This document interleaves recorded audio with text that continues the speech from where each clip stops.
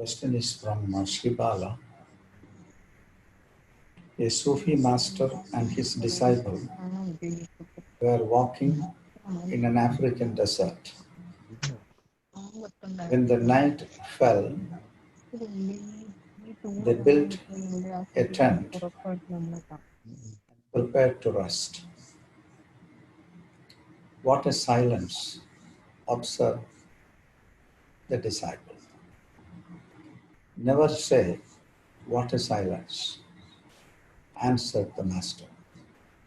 Always say, I am not being able to listen to nature. Actually, it is written by Paulo Coelho. The question is, can you please explain in this after the class today, how to be able to listen to the nature and the difference between able to listen to the nature and silence. This is the question. I can take up the subject and try to put it in a very brief manner. We are born here in this world as a small infant with all the sensory system developed to a basic level.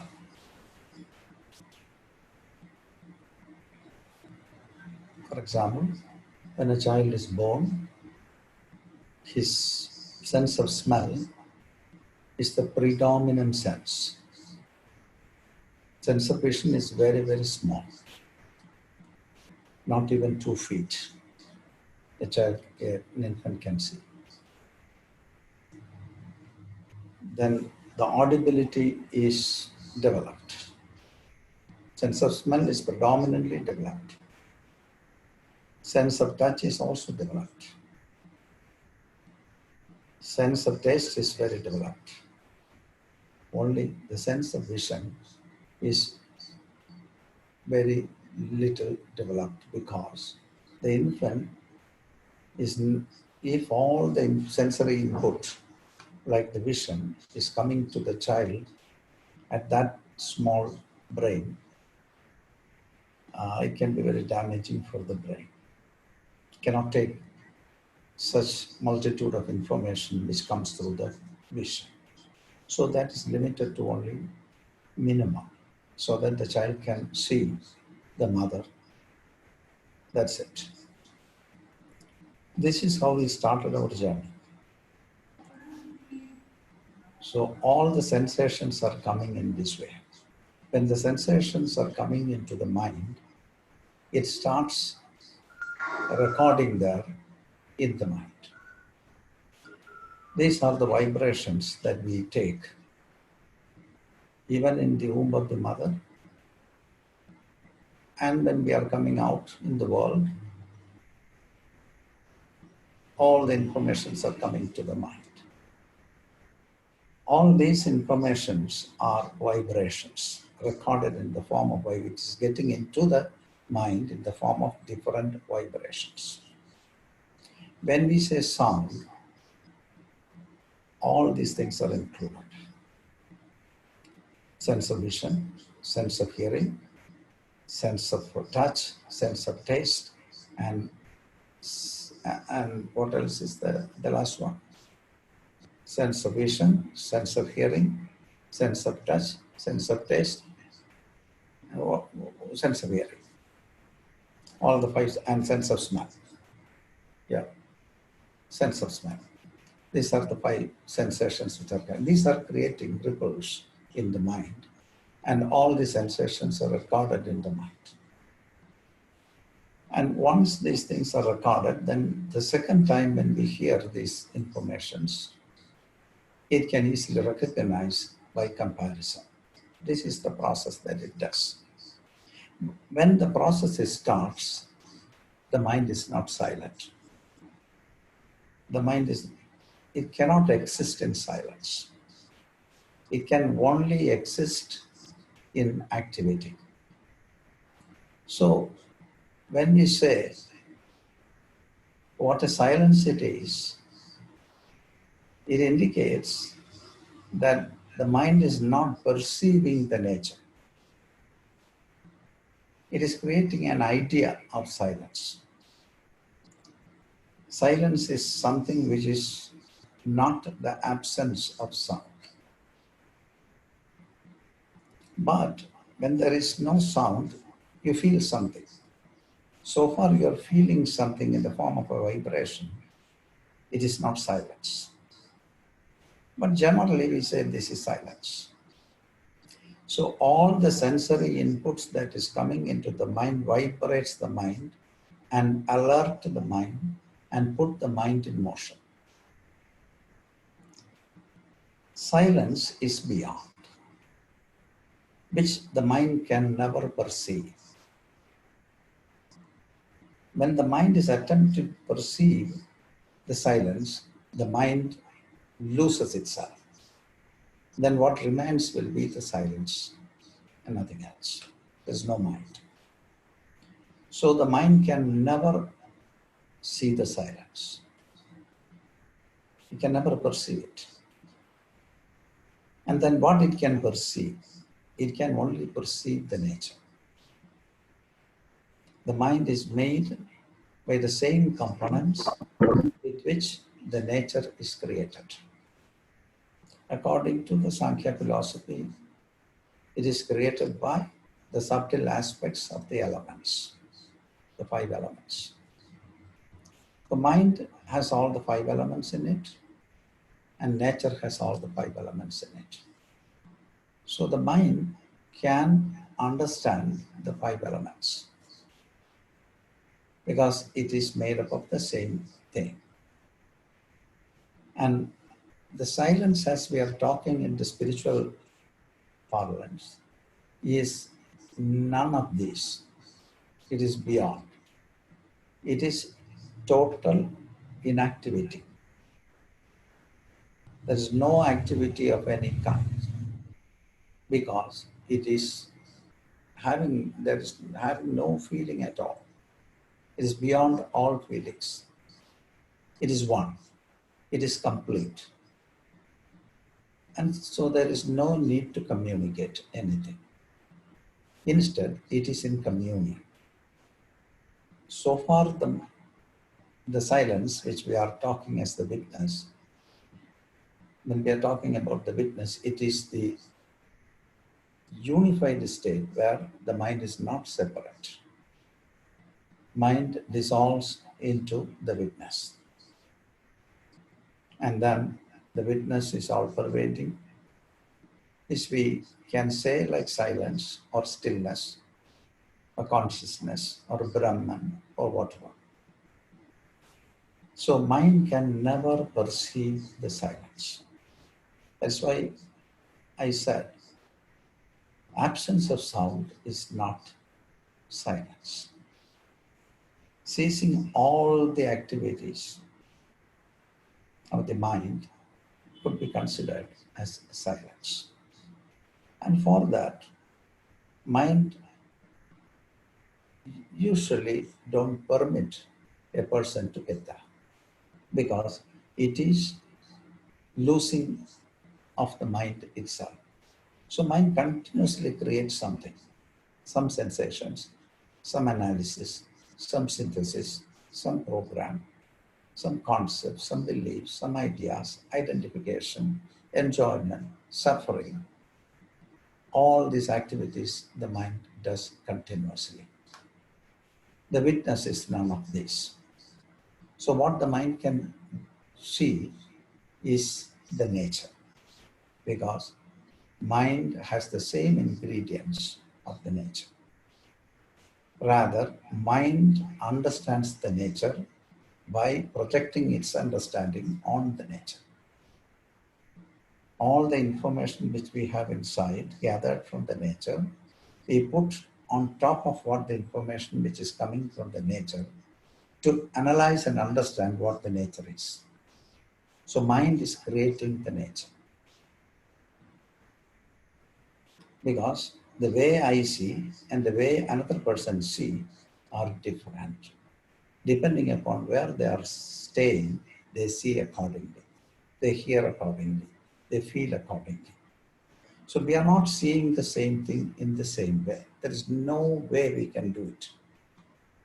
But beyond the mind, the silence or the witness is universal because there is no movement of any kind in it. It is beyond all kinds of movement. That's why the witness is considered as beyond time, space, and cause and effect. This is the nature of, I cannot use any words to describe the witness. That's why ancient Indian masters have tried to explain it in subtle ways, like it's near and far off. It's everywhere but nowhere. It moves but moves not. They were trying with the language to communicate this. It is not a state, it is beyond state. Whereas mind exists in state, which is time bound, space bound, and causation bound. The mind. And mind projects into the nature and understands the nature according to its projection. So the mind can only correspond with the vibrations, whereas the witness remains as the witness. The silence cannot be understood by the mind. But the mind can dissolve, and then what remains will be the silence. And that's the only possibility. That may be the reason why the Zen master said, okay, when you say silence, it is, why not you hear the sound? This is what we have been doing in our childhood.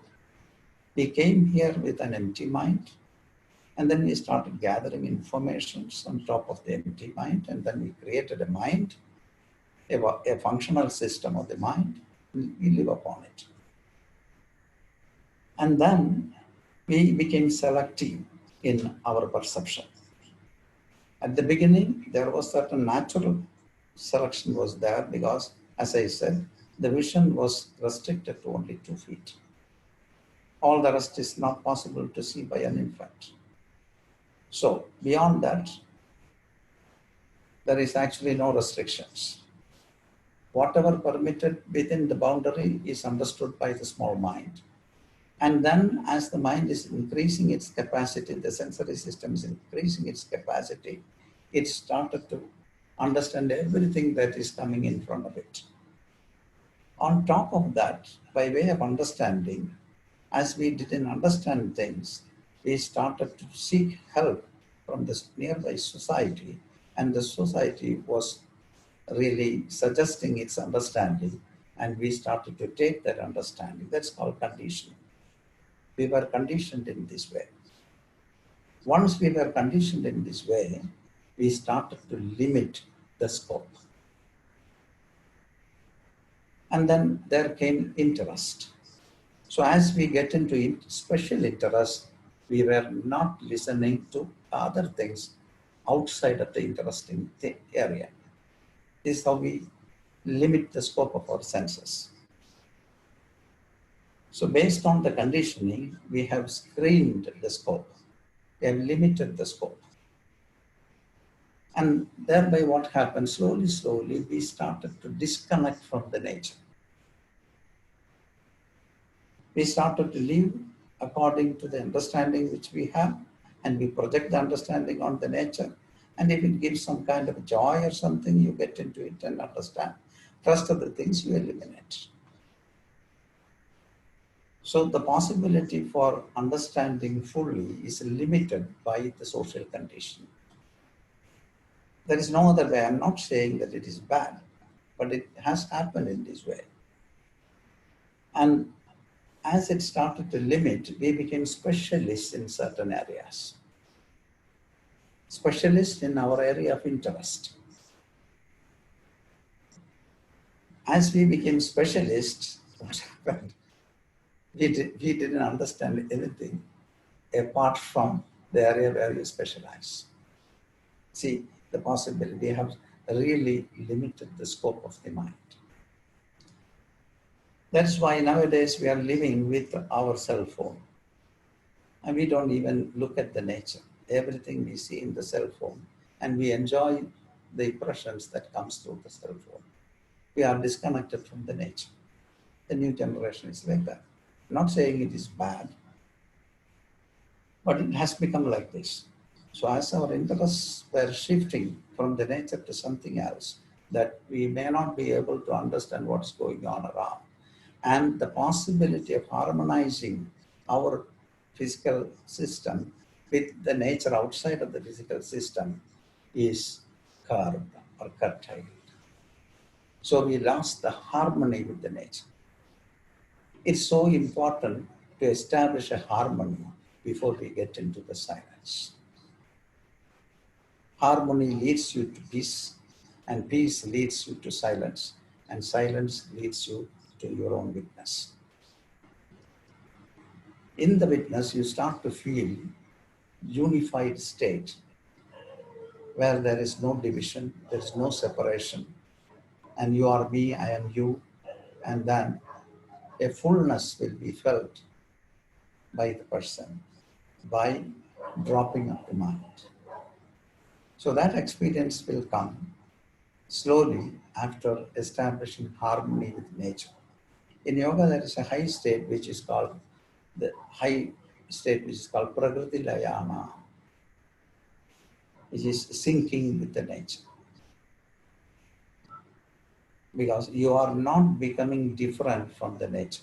Your mind is the nature. You are the nature.